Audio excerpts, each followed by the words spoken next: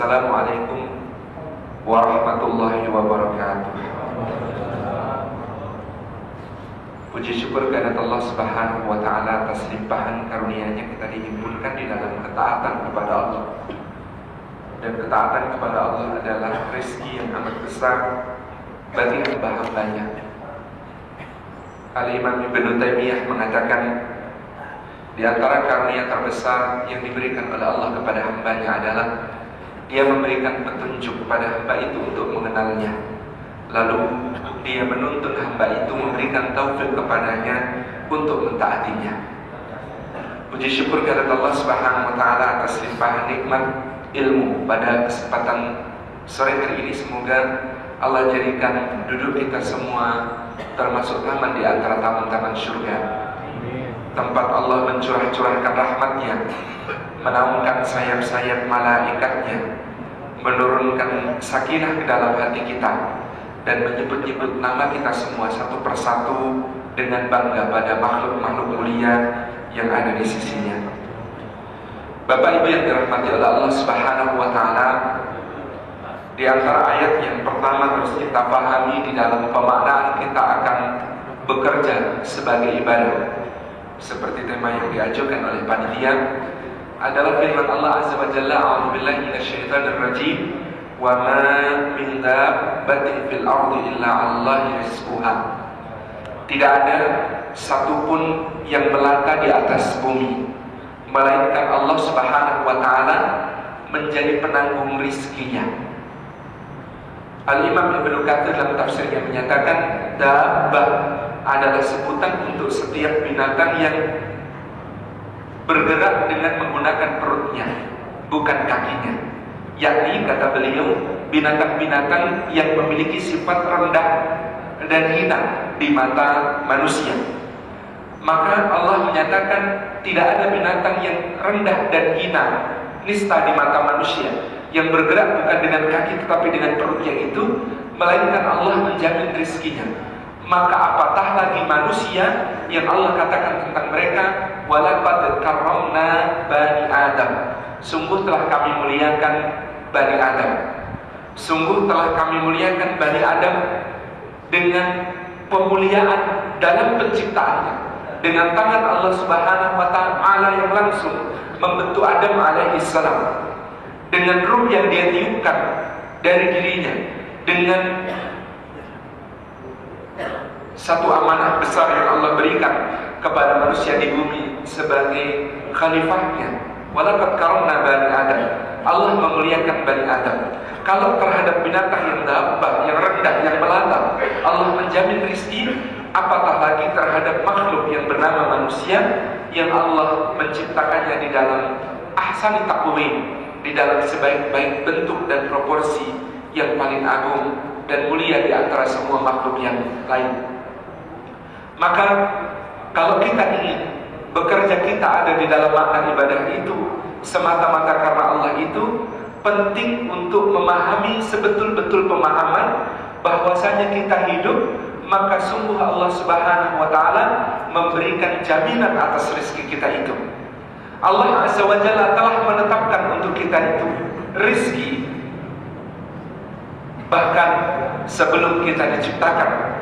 Ketika kalam pena Allah Azza wa Jalla menuliskan ketetapan atas semua makhluknya, di situ pula kemudian dituliskan atas kita apa yang ada pada kita, baik ajalnya, baik kemudian rezekinya, baik kemudian amalnya, ataukah kita kemudian termasuk saqi, orang yang celaka, atau sa'id, orang yang beruntung. Dan itu dituliskan kembali oleh malaikat ketika malaikat diperintahkan oleh Allah Subhanahu wa Ta'ala untuk meniupkan ruh ke dalam janin di rahim ibunda kita. Di situ malaikat kembali mengulang apa yang telah ditetapkan oleh Allah Subhanahu wa Ta'ala pada kita, termasuk di antaranya adalah rizki. Semuanya ada di dalam jaminannya Allah Subhanahu wa Ta'ala.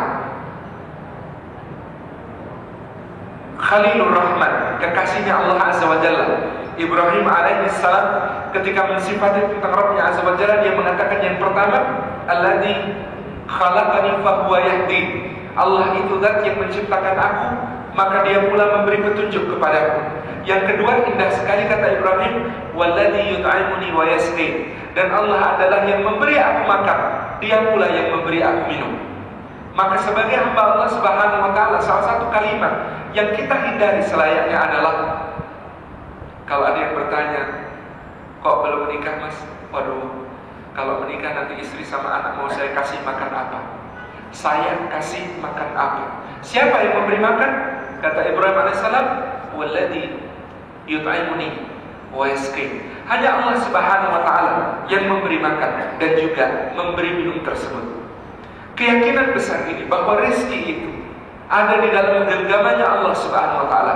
Jaminannya Allah Subhanahu wa taala adalah asas yang utama di dalam memaknai kerja kita sebagai ibadah.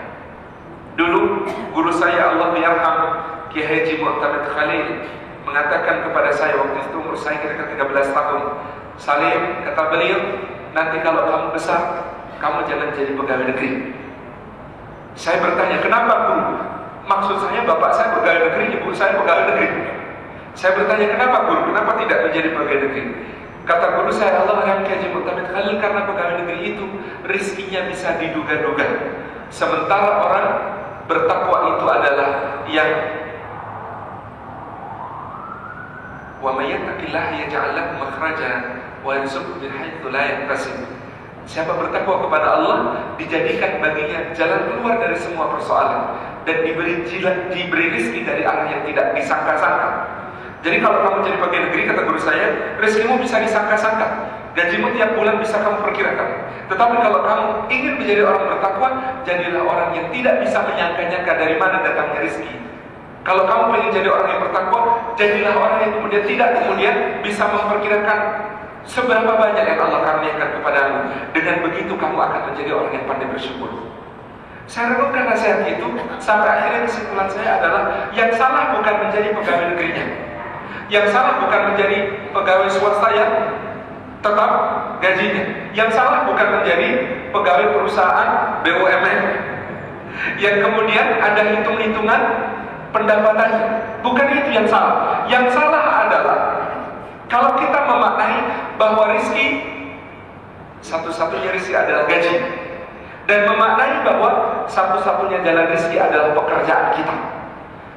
Ini dua kesalahan mendasar yang kemudian sering terjadi pada orang, yaitu dia mengira rezeki adalah angka-angka dari apa-apa yang kemudian dihasilkan dari pekerjaannya, dan dia mengira bahwa bekerja itu, pekerjaannya adalah satu-satunya jalan rezeki yang kemudian menjadikan Allah memberikan sesuatu kepada dirinya. Dua hal ini harus kita bongkar juga untuk memberi pemaknaan bahwa bekerja kita adalah ibadah. Sebab apa?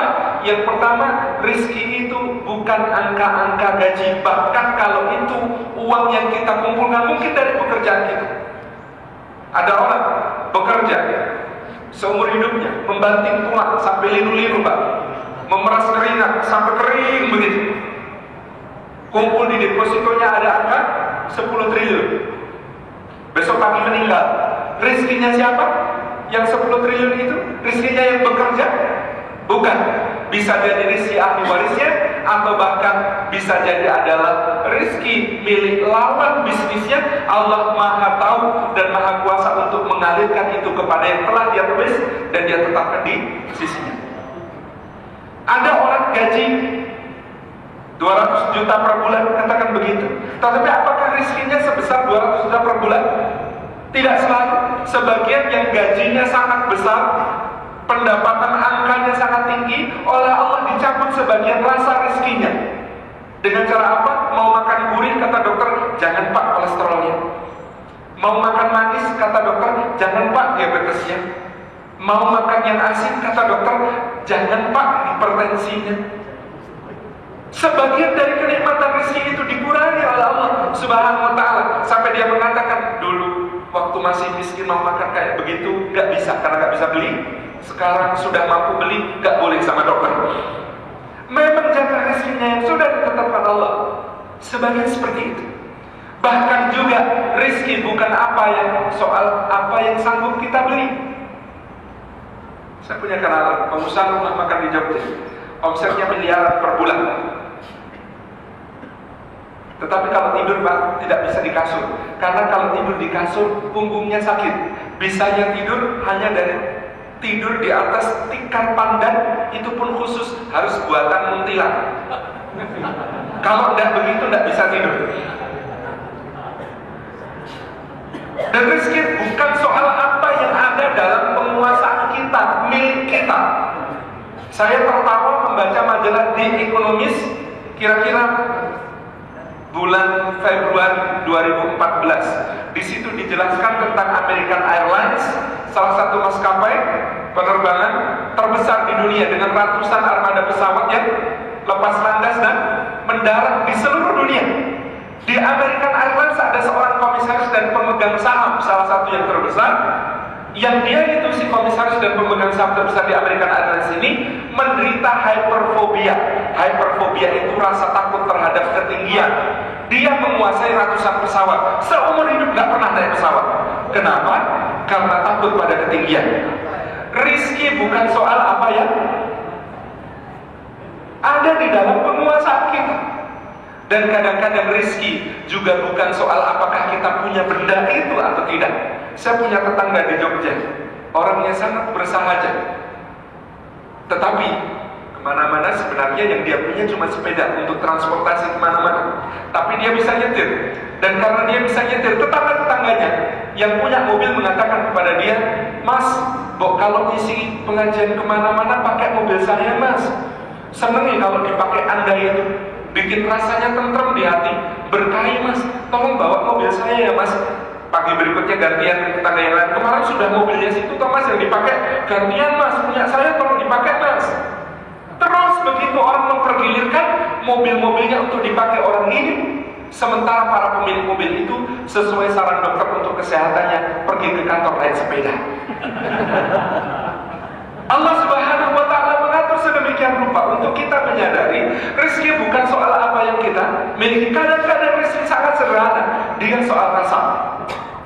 Maka makanan semewah apapun bisa dibeli, tetapi yang namanya kelezatan makan, kenikmatan makan, kadang Allah karuniakan pada nasi bungkus yang isinya hanya nasi, sambal teri, kerupuk.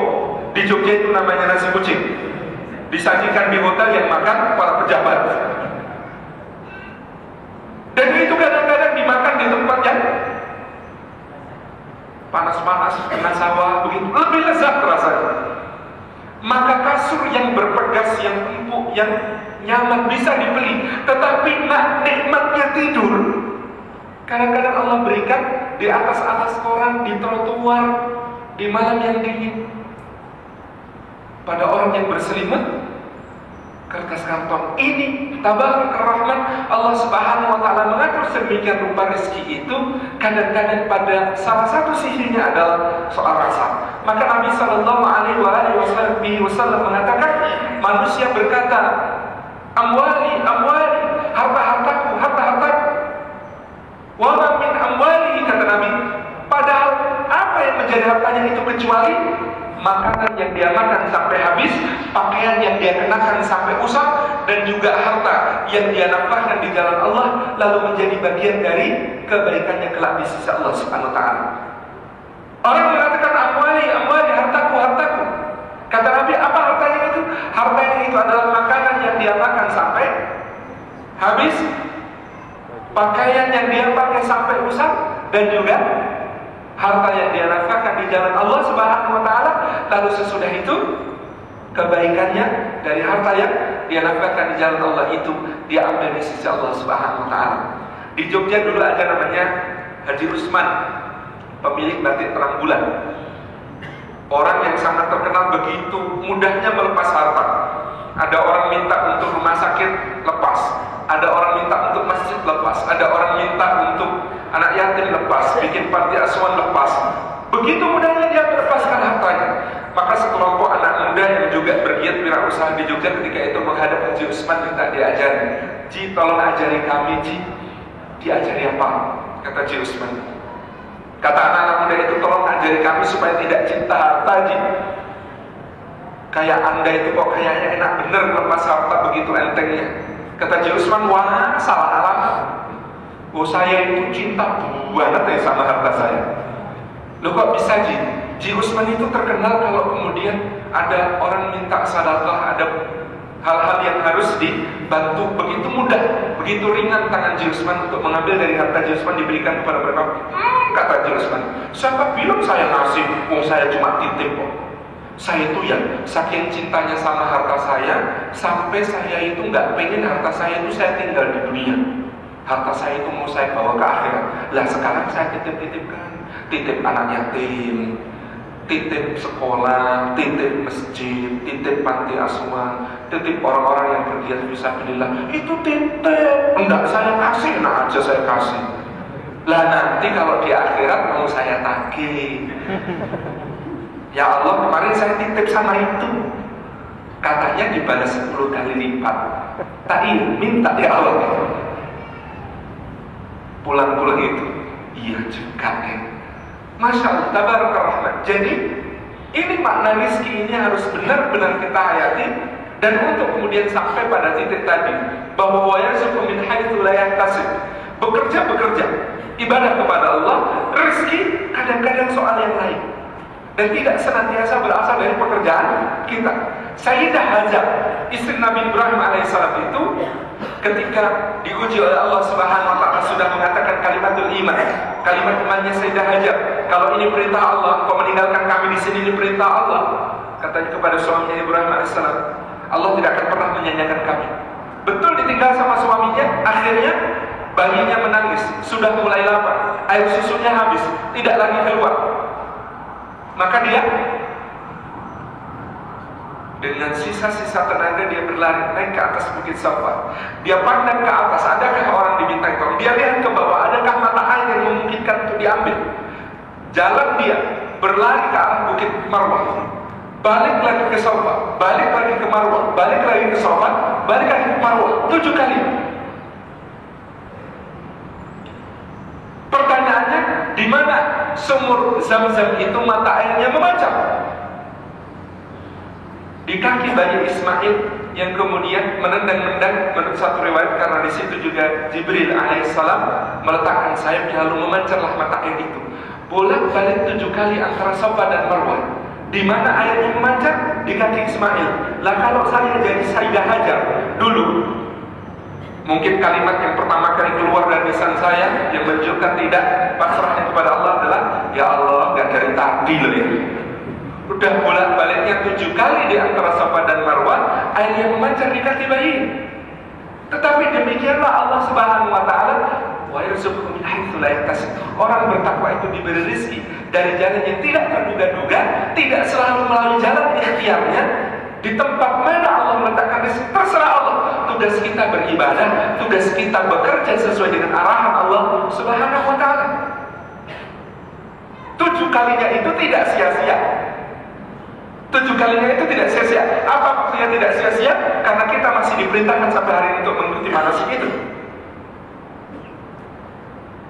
Sesuatu yang agung nilainya di sisi Allah, bernilai ibadah besar di sisi Allah. Ikhtiar untuk mendapatkan air, mendapatkan makanan bagi bayi.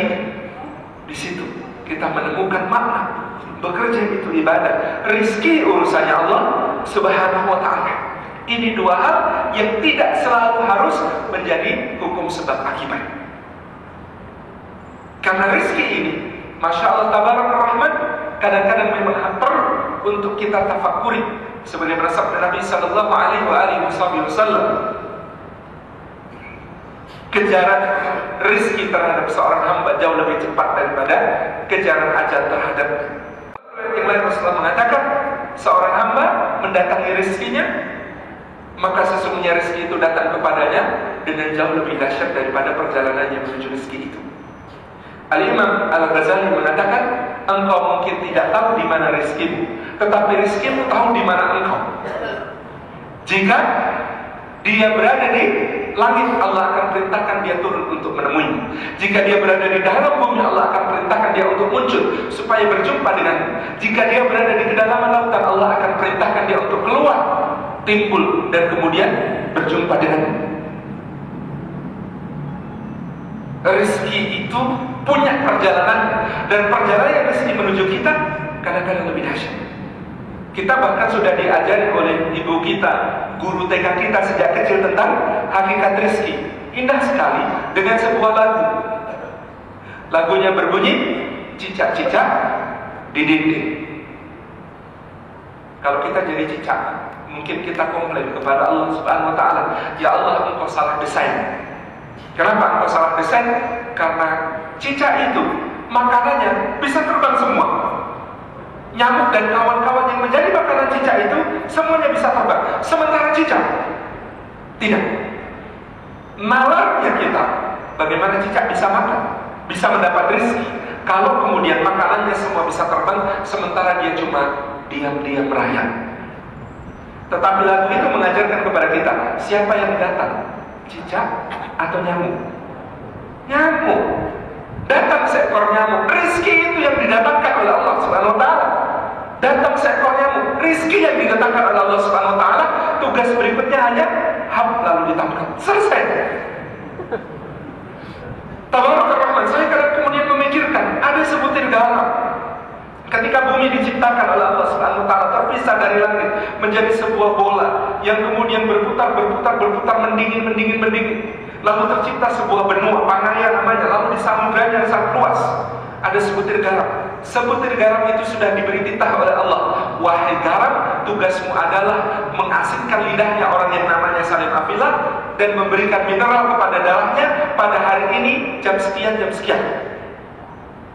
Garam itu berdebur-debur ribuan bahkan jutaan tahun lamanya di dalam lautan, nunggu. Mungkin kalau dia bisa tanya, ya Allah, Salim Afilah kapan diciptakan? Berapa lama lagi saya harus menunggu?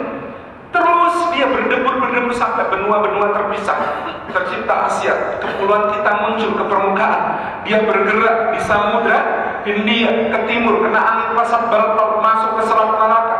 Terus setiap tahun bergeser ke timur, terus sampai kemudian di pesisir Laut Jawa.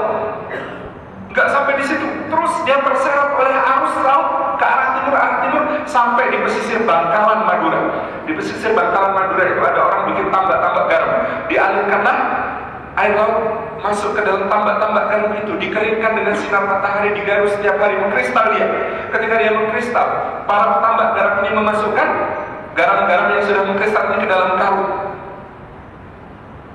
Dia beberapa kali terluput, diserok, lepas.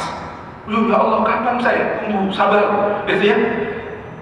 Sampai akhirnya satu hari telah ditetapkan, dia masuk ke dalam salah satu karung dengan penuh kebahagiaan. Karung itu diangkut ke pabriknya PT Garam di Pamekasan, dimurnikan, lalu diisi zat-zat yang bermanfaat, diangkut ke kantornya di Sumeneb, dibawa ke Jakarta dulu. Kata dia, itu katanya Salim Afilah rumahnya Jogja, kok saya dibawa ke Jakarta? Iya, tugas kamu menghasilkan lidahnya Salim Afilah nanti di Jogja. Jadi kamu ke Jakarta dulu. Orang dia juga lagi di Jakarta, bukan Jakarta nih, di Banten. Udah tunggu, diangkut dia. Ternyata gak langsung ke Jogja, ke Semarang dulu Pak, lewat jalur Pantura. Konon salah satu keajaiban dunia. Jadi proyek keajaiban dunia itu satu piramid di Mesir. Satu piramid itu butuh waktu untuk selesai 70 sampai 80 tahun. Dua tembok besar Cina itu lebih dahsyat, karena sejak masa Qin Shi Huangdi sampai masa Kaisar Dinasti Ming butuh waktu 1500 tahun untuk menyelesaikan tembok besar Cina. Yang ketiga, yang paling dahsyat itu jalur Pantura, proyek sampai hari kiamat gak selesai. Luar biasa. Dia ke jalur Pantura, masuk ke Semarang. Kata dia, ya di Semarang, kapan saya ke Jogja? Ada waktunya. Dia diangkut ke Jogja, dipasang besarnya di Beringharjo. Tapi kata dia, istrinya Salim Afilah mana mungkin belanja ke sini? Iya, kamu tunggu. Nanti ada pedagang dari pasar namanya Pasar Prawiro Taman. Itu dekat rumahnya Salim Afilah. Itu belanja ke sini. Diangkutlah kemudian dari pasar besar itu ke Pasar Prawiro Taman. Tapi istrinya Salim Afilah juga jarang belanja ke situ. Terus di mana? Ada Mas Trimanto namanya. Ini tetangga saya perkenalkan gitu ya. Mas Trimanto punya warung. Di warungnya dia jualan termasuk diantaranya garam. Lalu satu hari dia belanja ke Pasar Prawiro Taman itu, dibawa ke rumahnya, dijual di warungnya. Dan itu masih harus nunggu, karena istri saya persediaan garamnya banyak. Baru ketika habis kemudian dia beli. Lalu suatu pagi sayur lodeh selesai dimasak oleh istri saya, ditaburkan garam ke situ, disajikan ke meja, lalu dia ketok pintu kamar tidur saya. Kemudian dia mengatakan, "Mas, dari dulu masakannya sudah matang." Lalu saya berjalan dari ruang tidur ke ruang makan, dan kemudian saya menyendok nasi bersama sayur lodeh itu masuk ke dalam mulut saya. Lalu sang garam bertakbir, Allahu Akbar, ya Allah, sudah saya tunaikan tugas saya sebagai rezekinya saling afil. Kita kadang-kadang lupa mentafakuri hal-hal kecil semacam ini soal rezeki. Tentang garam yang kemudian kita makan itu, betapa jauh perjalanannya. Kita baru ngomong garamnya, belum di dalam sayur lodeh itu ada labu siam, ada terong, ada lembayung, ada berbagai macam santan, ada bumbu-bumbunya, Masya Allah. Belum nasinya, belum lauk-lauknya, belum ikannya, belum tempenya. Oh, kedelainya saja dari Amerika. Subhanallah, tabarakar rahman. Betapa jauh perjalanan rezeki yang harus mencari kita untuk Allah Subhanahu wa ta'ala ditahkan kepadanya dan menunaikan tugasnya itu. Sementara kita begitu sederhana yang kita lakukan. Maka ini penting untuk kita tafakuri. Seperti yang dikatakan Ibrahim, "Walladzi yut'imuni wa yasqini." Di dalam surah Asy-Syu'ara itu, dan Allah Subhanahu wa ta'ala itu yang memberi aku makan, dia pula memberi aku minum. Maka bulat pemahaman kita tentang bahwasanya rezeki itu jaminannya Allah Subhanahu wa ta'ala. Dia sesuatu yang sebenarnya tidak perlu dikhawatirkan. Yang perlu kita khawatirkan adalah pertanyaan atas rezeki itu. Ada orang punya cita-cita yang begitu besar, cita-cita yang luas. Saya pengen punya ini, pengen punya itu, pengen punya ini, pengen punya itu. Minta kepada Allah, ya Allah, karuniakan kepada saya ini, karuniakan kepada saya itu. Lupa dia bahwa setiap karunia itu ada pertanyaannya. Kita saja dulu waktu kecil minta uang kepada ibu, "Bu, minta uang 5.000. Kalimat pertama ibu, "Buat apa?" Lalu kita setiap hari minta kepada Allah, lupa bahwa Allah telah bukan hanya bertanya buat apa, tetapi bagaimana kamu ambil, kamu buat apa. Buat apa itu pertanyaannya harus kita ingat selalu. Maka tidak penting punya apa, yang lebih penting adalah pertanyaan setiap kali karunia Allah datang, buat apa? Dulu ada seorang suami istri, ketika mereka menikah, mereka mengontrak sebuah rumah kecil dan sederhana di dalam sebuah gang yang masuk di sebuah perkampungan di dalam kota. Sang suami mengatakan, "Maaf ya Dek, abang belum bisa beliin rumah buat kita." "Gak apa-apa, abang punya rumah gak wajib. Yang wajib itu sholat, Bang." "Iya juga ya, yang wajib sholat." "Terus gimana? Kamu gak pengen punya rumah?" "Pengen Bang, punya rumah yang terpenting, punya rumah di surga Bang. Di dunia mah sama asal sama abang, ngontrak ganti-ganti juga gak apa-apa Bang." Kata sang suami, "Kalau semua istri kayak kamu, di Indonesia Raya tidak ada korupsi." Jangan mereka gunakan rumah mereka untuk kebaikan-kebaikan. Salah satunya tiap hari Senin, Rabu, Jumat, Ahad sore di rumah mereka ada anak-anak kecil mengaji. Dan anak-anak kecil yang mengaji itu tingkahnya macam-macam Pak. Sampai suatu hari anak-anak kecil yang mengaji itu main krayon diorat-oratkan ke tembok. Gambar pemandangan macam-macam itu ya, ada sawahnya, ada gunungnya 2 gitu ya, terus ada matahari di tengahnya, ada jalan. Gambar gitu. Tepat pada saat anak-anak itu berceloteh, gak karuan mau abrik rumah, datanglah landlordnya, pemilik rumahnya yang disewa itu, marah dan memarahi anak-anak itu sampai anak itu takut, nangis dan bubar dari pengajian. Sang istri kemudian masuk ke kamar menangis. Kata sang istri dalam tangisnya, "Lawang anak-anak cuma ngaji, marah orang begitu kan besok bisa kicat lagi, gitu aja kok dimarahi, kasihan." Sang suami melihat istri yang menangis begitu, dia berdoa, "Ya Allah, kalau memang punya rumah itu baik ya Allah, nanti anak-anak yang ngaji di rumah kami kalau ngorek-ngorek tembok nggak ada yang memarahi ya Allah. Kalau begitu ya Allah, kami nggak keberatan kalau dikasih rumah ya Allah." Karena sudah ada jawaban. Kenapa? Jawabannya apa? Biar anak-anak yang ngaji di rumahnya tidak kemudian ada yang memarahi ketika mengorak-orak tembok mengekspresikan diri. Tabarakallah, 6 bulan kemudian Allah mengaruniakan rumah kepada mereka dengan cara yang luar biasa. Uangnya belum kumpul, tapi pemilik rumah mengatakan pokoknya yang harus beli yang harus beli Anda, Mas. Saya senang ya kalau dibeli Anda, pasti banyak pahalanya buat saya. Lawang dipakai untuk pengajian dan macam-macam. Pokoknya saya diskon, Mas. Bu, sudah didiskon segitu aja, kami tetap baru punya uang sepertiganya itu. Oh, enggak apa-apa, sepertiganya aja dulu, nanti gampang lunasinya. Masya Allah. Dapat rumah itu Allah Subhanahu wa Ta'ala berikan. Itu suami istri juga suka pergi kemana-mana, anaknya baru 1 waktu itu jalan naik motor gitu. Sampai tetangga-tetangga bilang, Mas sudah zolim itu sama motor, masa motor kecil itu dinaikin bertingkat gede-gede orangnya, gemuk-gemuk orangnya. Tidak apa-apa, kata istrinya, tidak apa-apa Mas, nggak usah tergoda omongannya tetangga, motor ini kendaraan yang bisa paling mesra. Kalau naik mobil mana bisa begini, Mas. Terus begitu sampai satu hari tetangga sebelah rumah umurnya 65 harus cuci darah seminggu 3 kali. Anak-anaknya sudah merantau semua, diantar suaminya. Suatu hari naik motor berdua, motor butut, kehujanan dan sakit, tampak sangat kesakitan, sudah cuci darah, kehujanan seperti itu. Sang istri nangis lagi. Kata dia, kasihan, sudah sepuh begitu, nggak ada yang nganter cuci darah, kita kok nggak bisa nganter. Ketika sang istri bilang begitu, sang suami berdoa lagi, ya Allah, kamu punya mobil itu bagus ya Allah, bisa untuk nganter tetangga cuci darah ya Allah. Kami nggak keberatan kalau dikasih mobil. Allah Subhanahu wa Ta'ala Maha mendengar bagi hambanya yang sudah mampu menjawab sedikit-sedikit tentang soal buat apa itu tadi, maka Allah mudah untuk mengaruniakan.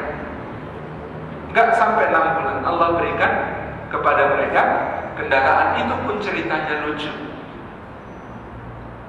Si laki-laki ini suka ngisi pengajian di lereng Merapi, sampai satu saat ada warga situ bilang, Mas, pokoknya harus Anda ini ada mobil dijual, harus Anda yang beli. Loh, harus saya kenapa? Ah, ini mobilnya punya pendetanya di sini. Lah soal terus jenengan suka ngisi pengajian di sini, terus pendetanya nggak laku, terus dia bangkrut, terus mobilnya dijual. Ya harus tanggung jawab, dibeli Mas. Gitu. Terus lah masuk mobil pendeta sekarang saya pakai, iya biar mobilnya jadi mualaf, kata pakai. Itu biar mobilnya menebus dosa, wong dulu suka dipakai untuk murtadin orang, sekarang dipakai untuk pengajian sama masjid. Ayo dibeli Mas. Disemangati warga, nah kemudian itu sampai terbeli juga. Tabarakallah terjadi seperti itu. Jadi Bapak Ibu yang dirahmati Allah Subhanahu wa Ta'ala, ini rezeki. Yang terpenting bukan soal apa yang dipunya berapa, tapi tadi ada soal rasa dan juga ada soal pertanggungjawaban kepada Allah Subhanahu wa Ta'ala atas pertanyaan buat apa. Ini dulu kita selesaikan sebelum membahas kalau begitu bekerja itu apa. Jadi pemaknaan penting bahwa ada pertanggungjawaban atas setiap karunia Allah Subhanahu wa Ta'ala kepada kita. Kata Imam Asy-Syafi'i rahimahullah ta'ala, belum dikatakan seseorang itu kaya kalau dia belum menyadari bahwa berkurangnya harta dari kepemilikannya berarti berkurangnya beban kelak di akhirat. Dan belum dikatakan seorang itu kaya, kata Imam Asy-Syafi'i lagi, kalau dia belum memiliki sesuatu yang tidak bisa dibeli. Kalau dia belum memiliki sesuatu yang tidak bisa dibeli. Jadi ini yang disebut oleh Rasulullah al-ghina, ghina nafs. Yang namanya kekayaan itu kekayaan jiwa. Di situ yang kemudian kita pahami bersama. Jadi ini soal rezeki kita bikin enteng-entengan saja, nggak usah terlalu dipikirin karena sudah ada yang ngurusin, sudah ada yang mengatur. Tugas kita adalah soal bekerja, bukan soal rezekinya. Tugas kita adalah soal bekerja. Karena bekerja itu ibadah, maka bekerja makna pertama dari ibadah itu adalah firman Allah Azza wa Jalla untuk Daud dan keluarganya, "I'mal ala Daud syukran wa qalilan min ibadiyas syakur." Bekerjalah dalam surah Al-Anbiya, bekerjalah keluarga Daud untuk bersyukur karena sedikit sekali di antara hamba-Mu yang pandai bersyukur. Jadi makna pertama bahwa bekerja kita itu ibadah adalah dalam rangka syukur kepada Allah Subhanahu wa taala yang sudah mengaruniakan untuk kita nikmat-nikmat yang besar. Kita syukuri dalam bentuk amal-amal, dalam bentuk pekerjaan-pekerjaan, dalam bentuk aktivitas-aktivitas untuk mengabdi kepada Allah sepenuh-penuhnya. Maka karena ibadah ini, kerja ini untuk Allah Subhanahu wa taala, lillahi ta'ala semata, ini jangan sampai terjadi kesalahpahaman. Kalau rezeki sudah dijamin, ya kerja salah-salah aja tidak masalah. Keliru besar. Karena bekerja itu ibadah, maka untuk Allah dia harus ikhlas, dia harus ihsan, dia harus itqan. Dia harus ikhlas, artinya ditujukan semata untuk Allah. Dia harus ihsan, dia harus melebihi ekspektasi dari yang memberikan kita pekerjaan. Ihsan, wa ahsin kama ahsanallahu ilaik. Dan berbuat ihsanlah kamu, berbuat baik melebihi apa yang diharapkanlah kamu, sebagaimana Allah Subhanahu wa taala itu memberikan kepada kamu apa lebih daripada apa yang kamu harapkan. Yang ketiga, itqan. Itqan itu dikerjakan dengan sungguh-sungguh sesuai job description yang diberikan kepada kita. Ihsan nilai tambah, ikhlas untuk Allah sempurna. Kalau ikhlas, ihsan, itqan dalam pekerjaan kita itu. Nah, Bapak Ibu yang dirahmati oleh Allah Subhanahu wa taala, maka di dalam soal pekerjaan ini, karena ada ikhlas, ada itqan, ada ihsan tadi yang kita tunjukkan semata-mata untuk Allah Subhanahu wa taala, maka itu disebut sebagai rasa syukur kepada Allah Subhanahu wa taala. Jangan dulu dihubungkan dengan penghasilan. Karena begini, kalau Bapak Ibu sekalian mengerjakan satu pekerjaan yang sebenarnya nilainya adalah 1 miliar per bulan, lalu Bapak dan Ibu hanya kemudian misalnya mendapatkan penghasilan 5 juta per bulan, sebenarnya Bapak dan Ibu sedang menabung 995 juta kebaikan di sisi Allah Subhanahu wa taala. Tetapi kalau Bapak dan Ibu bekerja, sebenarnya nilai pekerjaan Bapak Ibu cuma 500.000 dan tega-teganya bawa pulang take home pay 10 juta. Sebenarnya Bapak dan Ibu sedang membawa pulang 9.500.000 keburukan yang mengintai kita di setiap keadaan kita.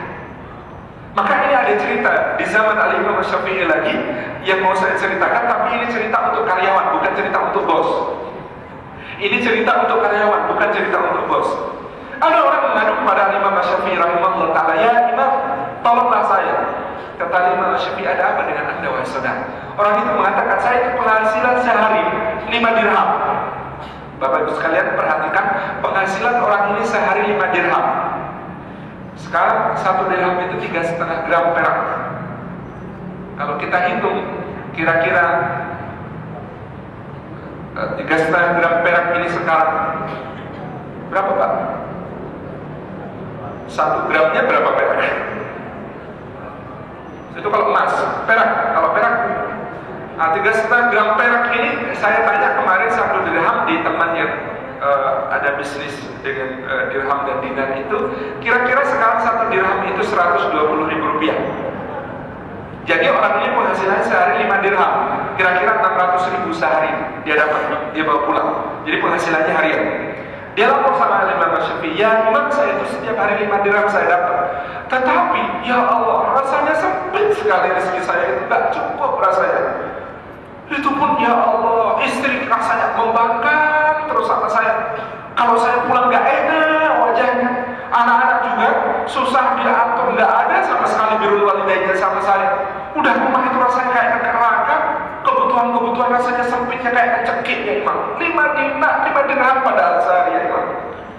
Itu Pak, tolong besok hadap ke majikan Anda, sampaikan kepada majikan Anda, tolong kurangi gaji saya 4 dirham saja. Garu-garu kepala dia. 5 dirham rasanya nggak cukup, rumah tangga rasanya kayak neraka, kebutuhan sempit kayak mencekik begitu, disuruh murahkan gaji. Tetapi karena ini yang ngasih nasihat Imam Syafi'i, dia pikir ini bukan nasihat sembarangan, udah deh saya ikut aja.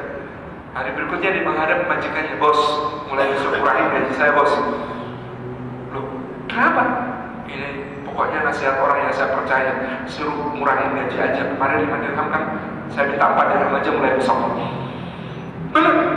Beberapa hari berjalan, akhirnya dia menghadap Imam Syafi'i, ya Imam, udah saya kurangin seperti nasihat Tuhan, 4 4 dirham sekarang sehari penghasilan saya. Cuman kok rasanya ya masih pas-pasan aja. Anak-anak juga masih susah diatur, istri juga mut-mutan aja gitu kayaknya sama saya. Ada nasihat lagi ya Imam, kata Imam Syafi'i seperti sudah diduga, kalau begitu Pak besok hadap majikan bilang kurangi gaji saya bos, 3 dirham aja cukup gitu. Kata dia makin alay nasihat, 3 dirham kuat gak ya? 3 dirham kuat gak ya? Dah bismillah, dia menghadap tuannya seperti nasihat Imam Syafi'i, bos 3 dirham aja bos, besok bos. Lo serius kata bosnya? Kalau semua karyawan kayak lo, untung gue besar ini gitu. Kata dia, nggak peduli bos, saya pengen pokoknya ikut nasihat orang ini saya percaya. Oke, 3 dirham. Jalan. Sebulan kemudian dia menghadap Imam Syafi'i, ya Imam, Masya Allah, Tabaraka Rahman, gaji saya sekarang cuma 3 dirham, tapi rasanya semua cukup bahkan berlimpah. Gaji saya sekarang cuma 3 dirham, tapi istri saya itu tiap saya pulang sambutannya begitu manis, begitu lembut, begitu luar biasa. Rumah tangga kami rasanya seperti dimudahkan oleh Allah sekian tahun. Luar biasa. Anak-anak saya sekarang itu patuh-patuh, taat-taat, rajin-rajin ibadahnya, soleh-soleh ya Imam. Beda banget sama waktu saya gajinya 5 dirham. Kok bisa gitu ya? Saya nggak ketemu nalar ya Imam. 5 dirham kurang, 3 dirham cukup, bahkan berlimpah. Logikanya di mana? Kata Imam Syafi'i, Imam Syafi'i baca sebuah syair, 2 bait saja syair, indah sekali. Jama'al haram 'alal halal liyukthir, dakhalal haram 'alal halal fabu'thir. Dia mengumpulkan yang haram masuk ke dalam yang halal, dia kira supaya menjadi banyak. Padahal kalau yang haram masuk kepada yang halal, itu pasti merusak. Engkau, pekerjaanmu itu apa sih sebenarnya? Saya sih cuma jagain dan ajar. Saya kerjakan santai-santai, pantas kata Imam Syafi'i. Pekerjaan kamu itu nilainya cuma 3 dirham. Jadi selama ini kalau kamu ambil 5 dirham gitu, pekerjaan santai yang kamu lakukan itu kamu ambil 5 dirham, 2 dirham bukan hak kamu. Karena 2 dirham itu bukan hak kamu, itu yang merusak yang lain. Ketika kamu bersikap 3 dirham saja yang kamu ambil dari situ, maka kemudian yang terjadi apa? Allah Subhanahu wa ta'ala memberkahi itu. Allah Subhanahu wa ta'ala menjadikan yang 3 dirham itu berkah. Dan kalau sudah dijadikan oleh Allah berkah, dia bukan cuma cukup, dia berlimpah, bahkan menumbuhkan kebaikan-kebaikan pada setiap orang yang mengasuh yang berkah. Tabaraka Rahman. Sekali lagi ini cerita untuk karyawan, bukan cerita untuk bos. Nanti bos dengar cerita ini, kayaknya kamu hidupmu kayak gitu tuh karena kebanyakan gaji gitu. Saya potong aja gitu ya. Ini gak tepat. Jadi seperti apa? Masya Allah, Tabarakallah. Saya sering mengatakan, makanya perhatikan pekerjaan kita. Atas hak seperti apa kita mengambil dari pekerjaan kita itu, sebatas apa yang bisa kemudian menjadi berkah bagi keluarga kita. Itu yang penting untuk kita rasakan. Kita tanyakan kepada diri kita sendiri. Maka Rasulullah mengatakan, apa kata Nabi SAW? Istafti qalbak, mintalah fatwa kepada hatimu. Kebaikan itu termasuk dalam soal rezeki ini. Kebaikan itu kalau membuat hatimu tentram, meskipun semua orang menentang kamu, alah kamu ini gimana, gaji segitu gede kok yang disisihkan buat sedekah sebesar itu. Tapi kalau hatimu tentram dengan ini, memberikan kebaikan-kebaikan kepada keluargamu, laksanakan. Itu kebaikan. Dan yang namanya keburukan itu adalah sesuatu yang membuat kamu risau, resah, gelisah, meskipun semua orang memberi fatwa kepadamu dan membenarkan kamu. Nah, Bapak Ibu yang dirahmati Allah, kembali kepada soal pekerjaan tadi. Karena pekerjaan ini adalah ihsan untuk Allah Subhanahu wa ta'ala. Ya ala Dawud syukran. Bekerjalah di keluarga Daud untuk bersyukur. Wa qalilan min ibadi syukur. Sedikit di antara hamba yang pada bersyukur. Nabi Daud itu punya kerajaan yang maha luas. Allah Subhanahu wa ta'ala tundukkan untuknya negeri-negeri yang besar. Penghasilan kerajaannya begitu luar biasa besar. Tetapi apa yang dilakukan oleh Nabi Daud, dia masih bekerja untuk nafkah diri dan keluarganya dengan cara menjadi seorang pandai besi. Dia membuat baju-baju besi. Apa yang dia gunakan untuk nafkah keluarganya? hanya dari apa yang dia kerjakan itu, bukan dari pajak-pajak kerajaan, bukan dari penghasilan yang diberikan rakyat, bukan dari upeti-upeti raja-raja sekitarnya. Tidak pernah dia ambil itu. Yang dia gunakan untuk menafkahi keluarganya adalah dari pekerjaan tangannya. Karena dia meyakini yang berasal dari pekerjaan tangan itu adalah yang terbaik, yang paling berkah. I'mal 'ala Dawud syukur. Ini tidak kemudian melarang kita untuk menikmati yang halal, asalkan kita sudah memastikan ini sumber yang halal, akad kerjanya jelas. Saya job deskripsinya segini, sudah saya laksanakan semua, saya berhak mengambil gaji sepenuhnya. Lalu kita menikmati itu dengan keluarga, tidak ada masalah. Ini halal, tidak ada persoalan tentang itu. Jadi ini adalah soal akad kita bekerja seperti apa, kita penuhi akad itu, kita mendapatkan penghasilan sesuai itu. Ini ya malah Dawud syukur. Bekerjalah hai keluarga Daud untuk bersyukur. Ini tanda syukurnya. Jadi Daud itu tidak bekerja cukup, tetapi dia bekerja sebagai apa? Tanda syukur kepada Allah Subhanahu wa taala. Yang kedua, karena dia ibadah, kita memulai ibadah ini juga untuk memandirikan ketaatan kepada Allah Subhanahu wa taala. Jangan sampai kita merasa oh rezeki itu dijamin Allah, tetapi ternyata kita ini adalah orang yang tawakalnya bukan kepada Allah, tetapi tawakal kepada makhluk. Zaman saya di Umar bin Khattab ada 3 orang di masjid, kerjanya zikir terus di masjid. Orang pertama didatangi Sayyidina Umar, dia tegur, "Fulan, ya Amin, kamu ngapain di sini?" "Ibadah ya bro, seperti engkau lihat." Sayyidina Umar bertanya, "Siapa yang menanggung kebutuhan-kebutuhan dan nafkah?"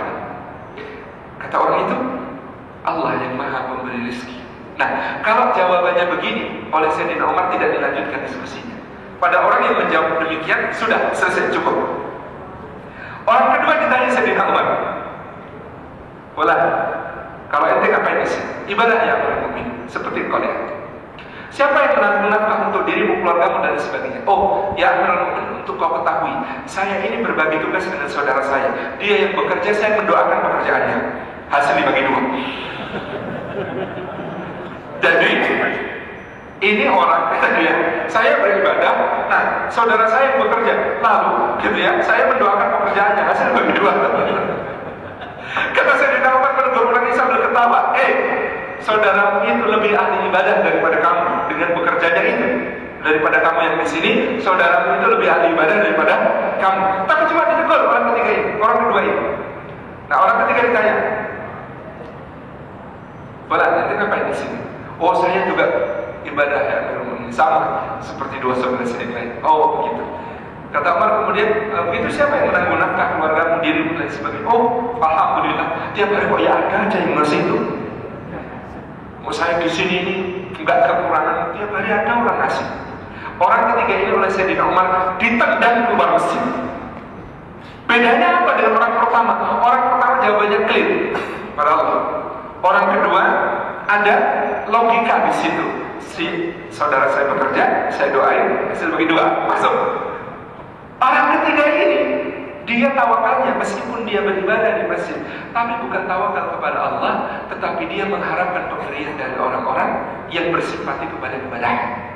Maka oleh Sayyidina Umar, orang ketiga ini ditendang keluar masjid, lalu diberikan sebuah alat untuk bekerja. Kata Sayyidina Umar, "Kamu bekerja dengan itu jauh lebih baik daripada ibadahmu di sini selama sebulan penuh. Kamu bekerja seharian dengan itu jauh lebih baik bagimu daripada iktikafmu di sini sebulan penuh kalau hatimu masih mengharapkan apa-apa yang ada di tangan manusia." Jadi ini memandirikan ketaatan ini penting. Kalau ibadah itu memang kadang-kadang perlu biaya. Sholat perlu biaya apa? Untuk aurat, biaya-biaya macam-macam gitu ya. Puasa perlu biaya untuk sahur berbukanya.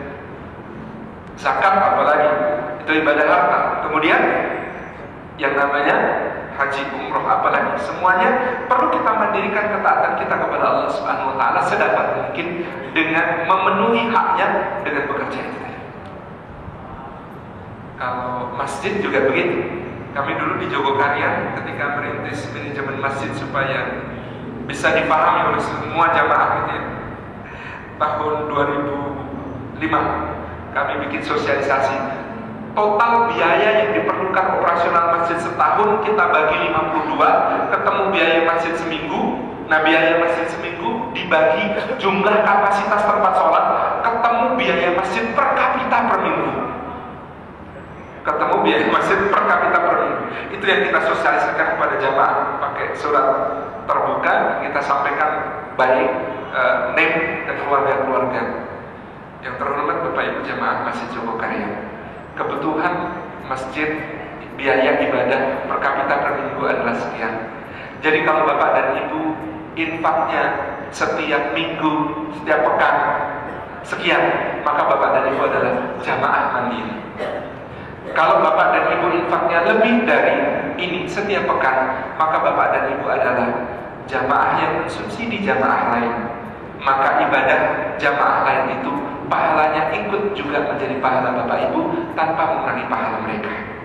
Yang ketiga, kalau Bapak dan Ibu infaknya setiap pekan kurang dari ini, maka Bapak dan Ibu adalah jamaah yang ibadahnya disubsidi oleh orang lain. Tetapi kami sangat bergembira menerima Bapak Ibu untuk tetap beribadah bersama kami. Pekan berikutnya Pak, infaknya naik 400%. Ternyata tidak ada orang yang mau ibadahnya disubsidi orang lain.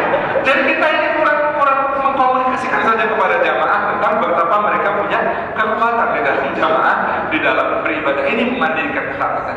Makna bekerja yang selanjutnya, bagaimana kita kemudian Bapak Ibu yang dirahmati oleh Allah Subhanahu Wa Taala ini dalam rangka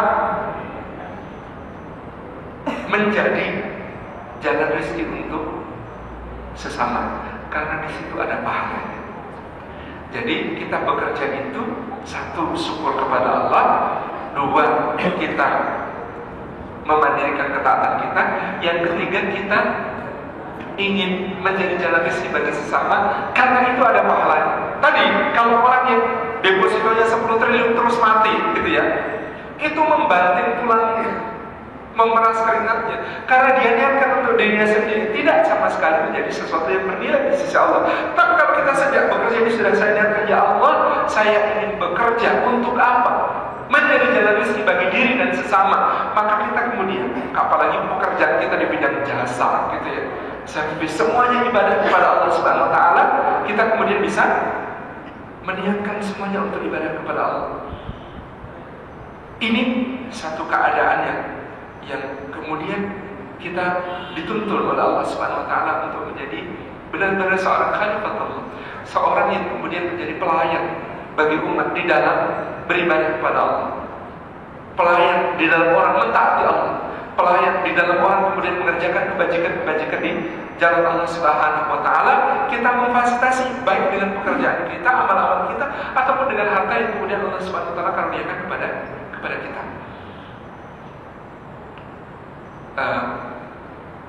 Muhammad Awad bin Laden, bapaknya Usamah itu, ikut tender di masa Raja Fahad, tender untuk menjadi perusahaan yang dipasrahi tanggung jawab kebersihan di Haramain, Masjid Haram dan Masjid Nabawi.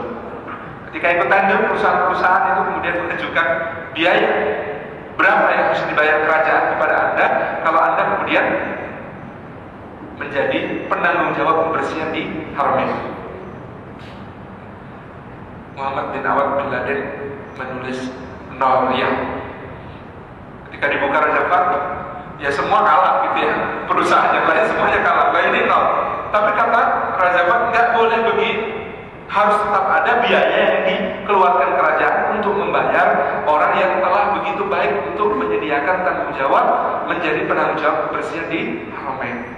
Maka diulang, karena tadi dengarku si Muhammad Awad 0, yang lain lalu kemudian mereduksi angka-angkanya, tetapi Muhammad bin Awad bin Laden itu menulis 1 riyal per tahun. Jadi perusahaan, kalau kita baca nanti ada Saudi bin Laden Corporation gitu ya, yang kebersihan, angkut-angkut air zam-zam, macam-macam itu perusahaannya oleh kerajaan untuk menangani semua kebersihan di Masjidil Haram dan Masjid Nabawi, dibayar 1 riyal per tahun. Dibayar 3.800 rupiah sekarang per tahun. Karena Muhammad Awad bin Laden tahu ini cara untuk kemudian menjadi jalan kebaikan, gitu. Jalan kebaikan bagi orang lain. Satu orang lagi namanya Sulaiman Ar-Rajili. Sulaiman Ar-Rajili ini pemilik Ar-Rajili bank terbesar di Saudi. Nah, ini orang juga begitu, gitu ya. Setiap Ramadan itu dia menyediakan sekian kontainer iftar untuk dibagi-bagi di sekitar rumah. Tetapi dia tidak merasa cukup dengan itu. Dia sendiri kalau masuk masjid nggak ada orang yang kenal itu siapa. Sulaiman Ar-Rajili itu netek keranjang-keranjang isinya berbagai macam makanan dan minuman dibawa ke depan, gitu ya. Jamaah-jamaah yang itu dia lain khidmat sendiri. Orang nggak tahu itu Sulaiman Ar-Rajili, salah satu orang terkaya di kerajaan Saudi Arabia. Tetapi itu dia lakukan. Dia tahu itu khidmat yang perlu dia laksanakan. Jadi Bapak Ibu yang dirahmati Allah Subhanahu wa taala, betapa luasnya mana bekerja ini benar-benar kita ikuti sebagai sebuah ibadah kepada Allah. Dan saya ingin satu lagi yakinkan kepada Bapak Ibu sekalian, payahnya bekerja itu satu. Dalam hadis riwayat Imam Tabrani dikatakan oleh Nabi sallallahu alaihi wasallam, ada dosa yang tidak bisa dihapus oleh berbagai macam amal, tetapi bisa dihapus oleh payahnya tubuh bekerja dalam rangka menjemput rezeki Allah Subhanahu wa taala. Yang kedua, yang namanya bekerja itu susahnya adalah bagian dari kenikmatan rezeki yang diberikan oleh Allah. Bapak Ibu sekalian coba bayangkan, ada kaum diberikan keistimewaan begitu besar oleh Allah karena karomah nabinya yang sangat luar biasa namanya Musa alaihissalam. Diberikan kepada mereka wa anzalna 'alaihimul manna wassalwa.